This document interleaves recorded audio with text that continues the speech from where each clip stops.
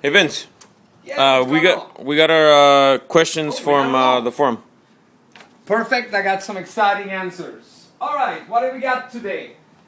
First person is asking, I have problems escalating. How can I sexually escalate faster? Well, it's super simple. If you're building a house, first you need a foundation, then a first floor, then second floor, and so on. A lot of guys, what they're missing are simple steps in between. So, to start to escalate, let me give you a quick example. If a person goes through their entire day, kind of hardly projecting vocally, not using their hands at all, for them, it would be a big step to suddenly be very lively, talkative, and use their hands and touch the girl. So instead, if someone is already at a place where it's more conducive, they're more animated, notice, if right there I wanted to touch you on the shoulder and my hands are to my arm, it's a big step. But if my hands are already up here when I'm talking, I can easily, boom, touch the shoulder.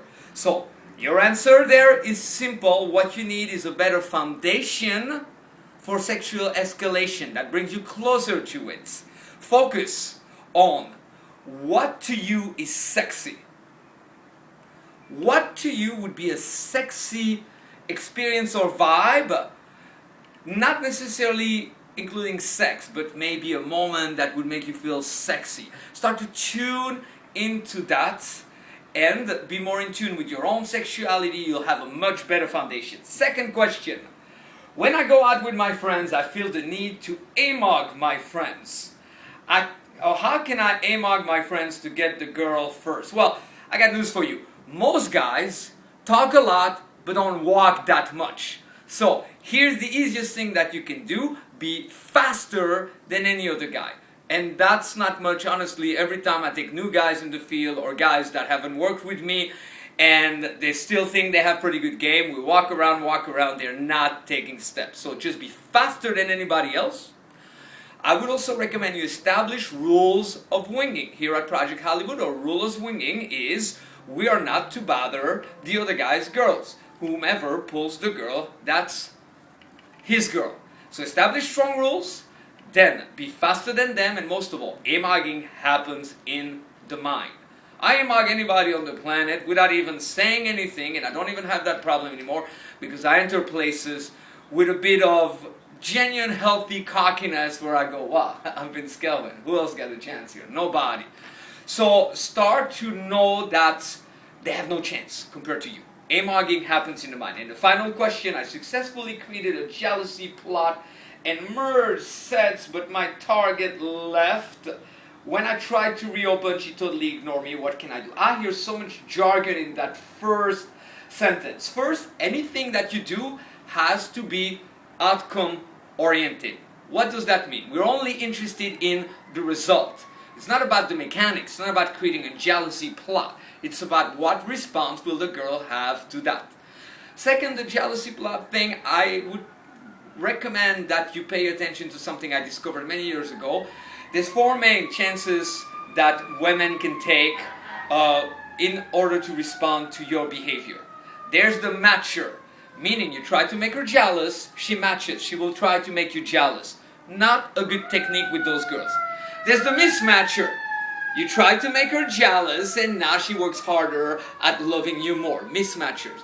There's the followers. Doesn't matter what you do, the girl is right and ready, she's following you, she believes in you, like a mother baby believes in her baby burping. Wow, we're on fire here. And the follower will do anything, and they are leaders, women that anyway, they're going to make up their own mind.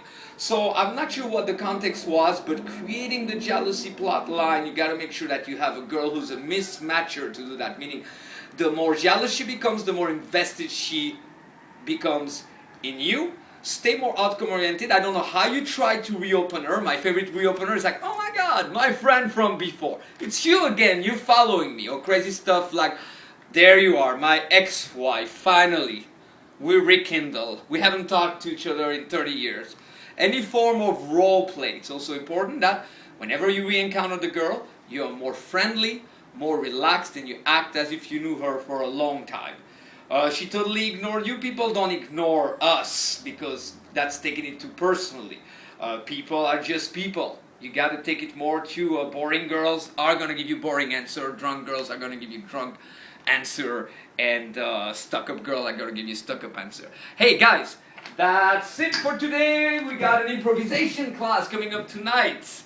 It's a little bit probably too much of a late notice. Anyone in LA, come to the improvisation class. It's every Wednesday. Out of town, we'll send you the download. A little special on it. Meanwhile, how we doing? Did you, this is the ultimate, I call him Tony with my accent, it's Tone. This guy kicks ass, congratulations. He was just made a knight after a 6-week try period, and it's not easy to work with me. Right now what we're doing, we're preparing the room. We're in between girls. So, look, they make a mess. We clean it, and those girls are sneaky. One of those days I'm going to show you like 10 little things that girls can do so the next one knows a girl was there before. How to avoid that.